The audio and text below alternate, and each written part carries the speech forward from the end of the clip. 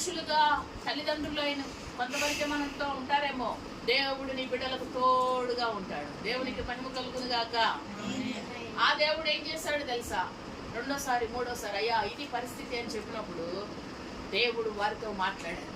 ఎవరైతే లాక్కున్నారో వాళ్ళు అంటారు ఒక రోజు వచ్చి, అయ్యా ఇసాకు నీకు దండం నాయన, నువ్వు ఒక్కడవే కానీ నీతో ఎవరో కానీ నీ వెనకాల ఉన్నారు, నీ పక్షాన్ని ఉన్నారు, ఆయన ఎవరో కానీ మామూలు ఆయన కాదు, నీకు దేవుడు తోడుగా ఉంటుంది చూసాం.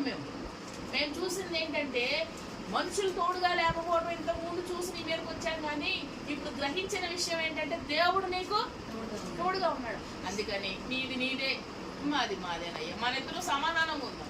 ఎందుకనంటే నువ్వు ఒకవేళ మా విషయంలో దేవునికి ఏదైనా కంప్లైంట్ చెప్తే మా పని ఏమైపోను, ఫినిష్ అయిపోతుంది. అందుకని మన ఇద్దరు సమాధానంగా చూసారా, ఇస్సాకు దేవుడు 30, 60, 100